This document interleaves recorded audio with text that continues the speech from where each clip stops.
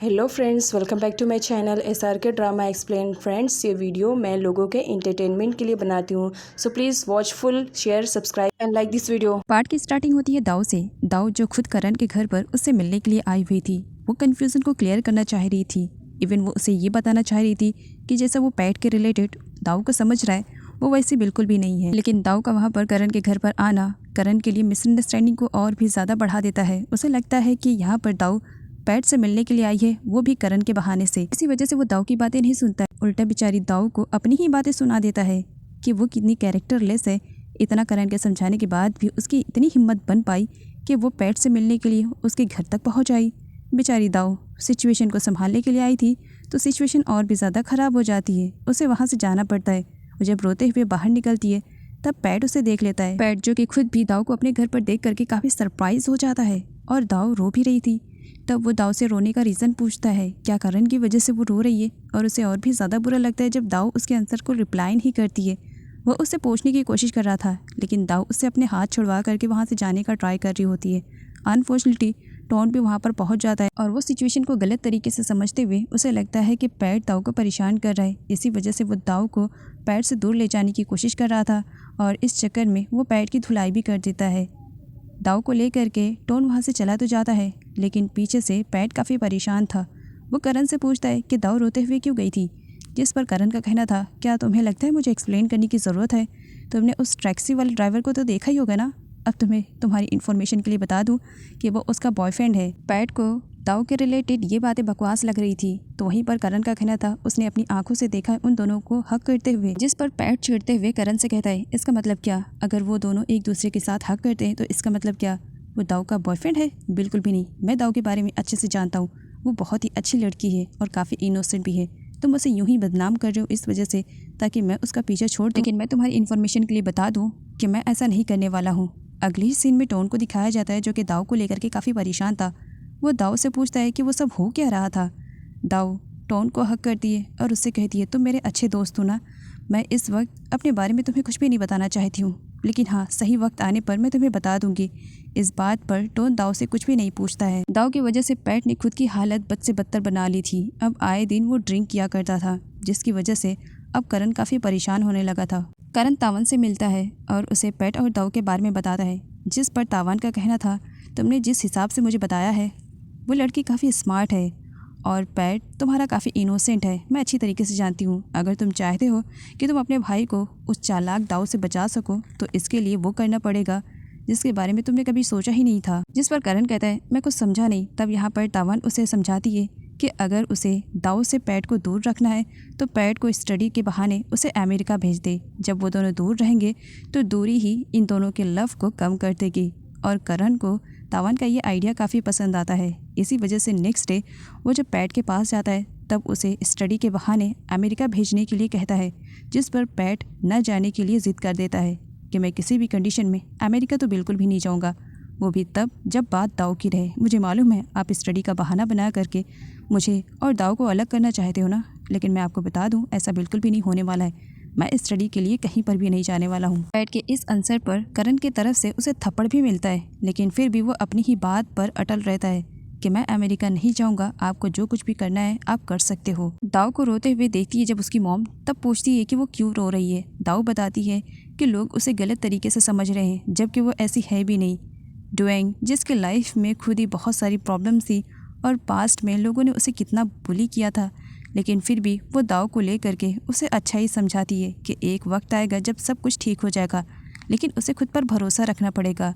दाऊ notice करती है कि डुएंग अपना पर्स नहीं लेकर के गई है। तब वो उसके वर्क वाली प्लेस पर जाती है ताकि वो उसका पर्स उसे लौटा सके। पैट भी उसी प्लेस पर ड्रिंक करने के लिए आया था। वो जब दाऊ को ऐसी प्लेस पर देखता है तब वो खुद भी हैरान था कि दाऊ यहाँ पर क्या कर रही है।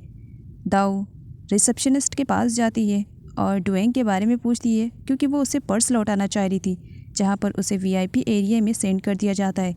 दाऊ यहाँ पर अपनी आंखों से डुएंग की वो सारी हरकतें देखती है जो डुएंग दाऊ से छुपाना चाह रही थी।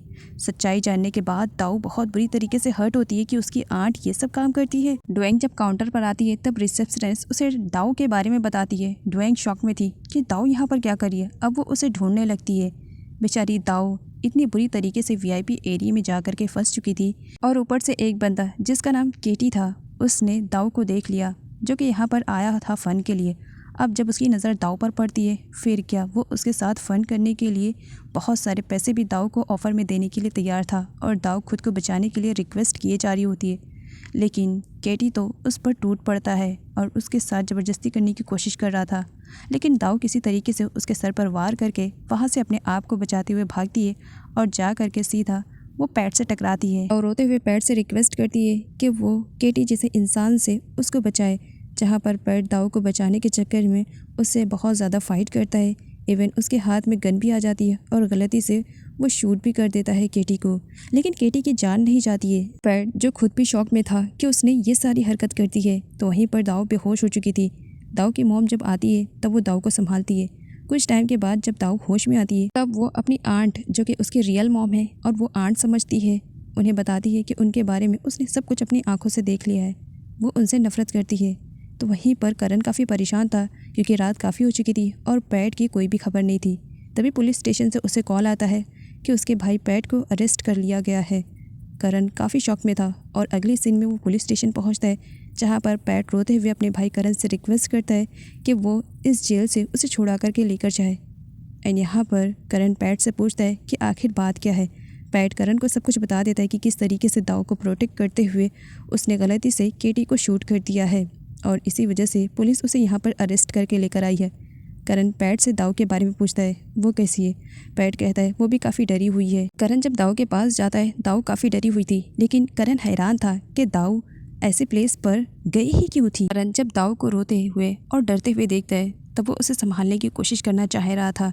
वो दाऊ से पूछता है कि क्या वो ठीक है। दाऊ बस रोए जा रही होती है क्योंकि उसे उस वक्त कुछ भी समझ में नहीं आ रहा था। करण उसे देखे जा रहा था। तभी वहाँ पर डुएंग की एंट्री हो जाती है। डुएंग जिस कंडीशन में थी, करण देख करके उसे काफ़ी परेशान हो रहा था। तो वहीं पर डुएंग करण को बताती है कि दाऊ वहाँ पर उसका पर्स देने के लिए गई थी और ये सब कुछ एक्सीडेंटली हो गया।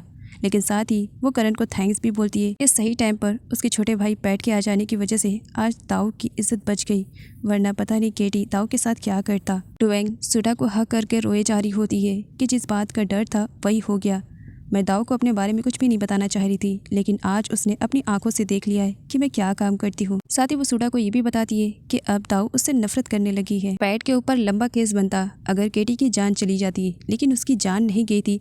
इसी वजह से करण अपने पैसों की पावर का यूज़ करके पैट और साथ ही दाऊ दोनों को ही जेल से फ्री करवा देता है। और पैट को जब मालूम पड़ा कि उसके भाई करण ने दाऊ की भी हेल्प की है, तब वो करण को थैंक्स बोलता है। दाऊ जो सुडा को अपनी रियल मॉम मानती है, वो सुडा को डुएंग के बारे में सब कुछ बता देती है कि किस तरीके से उसने अपनी आंट को कितना घिनौना काम करते हुए देखा है। तो वहीं पर डुएंग रोए जा रही होती है जब वो अपनी ही बेटी के मुंह से अपने लिए नफरत के शब्द सुनती है। सुडा को बुरा लगता है, इसी वजह से वो दाऊ को थप्पड़ भी मारती है, जिसकी वजह से दाऊ रोते हुए बाहर निकलती है। टोन उसे मिल जाता है। टोन को अपने सामने देखकर वो उसे हक करके रोने लगती है। इधर करण अपने भाई पैट को ले करके पुलिस स्टेशन से जा ही रहा था, लेकिन वो दाऊ और टोन को एक दूसरे को हक करते हुए देख लेता है। वो अपने भाई पैट को कुछ नहीं बताता है और वहाँ से चला जाता है। यहाँ पर टोन के पूछने पर दाऊ डुएंग के बारे में उसे सब कुछ बता देती है। टोन दाऊ को समझाता है, जिसकी वजह से दाऊ डुएंग से सॉरी बोलती है और उनसे माफ़ी भी मांगती है। डुएंग उसे हक करके रोती है और दाऊ से कहती है, दुनिया के सभी लोगों की नफ़रतें मैं बर्दाश्त कर सकती हूँ, लेकिन दाऊ तुम मुझसे नफ़रत करो, ये मैं कभी भी बर्दाश्त नहीं कर पाऊँगी। केटी और पैट के बीच में जो लड़ाई हुई थी, इसके बारे में न्यूज़पेपर में भी छप जाता है, जिसकी वजह से करण परेशान हो जाता है कि अगर इस तरह चलता रहा तो पैट की रेपुटेशन कहीं ख़राब ना हो जाए। अपने भाई की रेपुटेशन बचाने के लिए वो डिसाइड करता है कि वो जाकर के केटी से बात करेगा और इसी वजह से वो केटी के पास आता है, जहाँ पर केटी ने पुलिस को बुलाकर रखा था ताकि वो पैट को अरेस्ट करवा सके। लेकिन जब यहाँ पर उसे रियलाइज़ होता है कि गलती उसी की ही मानी जाएगी, क्योंकि उसने जिस लड़की के साथ ज़बरदस्ती करने की कोशिश की थी वो लड़की एज में काफ़ी कम है और केस उल्टा उसी पे ही ठुक जाएगा। इसी वजह से वो बड़ी ही चालाकी से केस को वापस कर लेता है और पैट का भी मामला रफा दफा कर देता है। लेकिन पैट से उसे रिवेंज लेना है, इतना तो वो दिल में अपने इरादा करके रखता है कि बस मौका मिले फिर उस पैट की तो मैं छुट्टी कर दूंगा। आगे केटी को दिखाया जाता है जो लोगों की नज़रों में अच्छा बनने के लिए दाऊ और डुएंग से माफ़ी मांगने के लिए उनके घर तक भी पहुंच गया था, लेकिन सुडा उसे घर के अंदर आने ही नहीं देती है। इसके बारे में दाऊ करण को कॉल करके बताती है, जिस पर करण उसे कहता है कि वो उससे मिलना चाहता है तो वो ऑफिस में उससे मिलने के लिए सही टाइम पर आ जाएगी। दाऊ करण से मिलने के लिए ऑफिस में जाती है। सेक्रेटरी जब दाऊ को देखती है तब काफ़ी शॉक में थी और उसे 440 वोल्ट का झटका तो तब लगता है जब करण दाऊ को लेकर के बाहर जाने लगता है और सेक्रेटरी को मालूम पड़ता है कि दोनों लंच एक साथ करेंगे। दाऊ करण को बताती है कि उस प्लेस पर वो अपनी मर्जी से नहीं गई थी, वैसी प्लेस पर वो जाना कभी पसंद नहीं करेगी, उसे बिल्कुल भी आइडिया नहीं था। करण दाऊ से कहता है तुम्हें परेशान होने की ज़रूरत नहीं है और तुम्हें ना ही सफाई देने की ज़रूरत है। पैट ने मुझे सब कुछ बता दिया है कि गलती तुम्हारी नहीं है। एंड यहाँ पर करण और दाऊ के बीच में जो भी मिसअंडरस्टैंडिंग थी वो तो क्लियर हो चुकी थी। इस बात के लिए दाऊ को काफ़ी अच्छा लग रहा था। वो करण को थैंक्स भी बोलती है कि उसने उसकी हेल्प की और उस पर ट्रस्ट किया। रात और दाऊ की मुलाकात दाऊ के स्कूल में ही हुई थी। दाऊ को फॉलो करते हुए रात उसके घर तक पहुँच जाता है, जहाँ पर वो दाऊ से मिलता है। रात को दाऊ के घर में डुएंग की फ़ोटो दिखती है, जिसकी वजह से वो काफ़ी खुश हो जाता है और वो डाउट करने लगता है कि हो सकता है दाऊ उसकी बेटी हो। इसी वजह से वो दाऊ से क्लियर करता है क्या डुएंग ही उसकी मॉम है। अब दाऊ को हमेशा से यही बताया गया था कि सुडा ही उसकी मॉम है, तो वो बताती है कि डुएंग उसकी आंटी है और सुडा उसकी मॉम है। और अनफॉर्चुनेटली वहाँ पर डुएंग भी आ जाती है। डुएंग कई सालों के बाद रात को देखती है तब वो खुद भी शॉक में थी। रात डुएंग से अपने बच्चे के बारे में पूछता है। डुएंग झूठ बोल देती है और रात को कुछ भी नहीं बताती है। दाऊ जानना चाह रही थी कि रात अंकल और उसकी आंट डुएंग के बीच में क्या केमिस्ट्री है, लेकिन सुडा उसे कुछ भी नहीं बताती है। इधर दिखाया जाता है करण को, जिसे दाऊ के बारे में सब कुछ मालूम पड़ गया था। साथ ही ये भी वो अच्छी तरीके से जान चुका था कि उसे दाऊ से प्यार है, लेकिन इस बात को वो खुद से एक्सेप्ट करने के लिए तैयार ही नहीं था।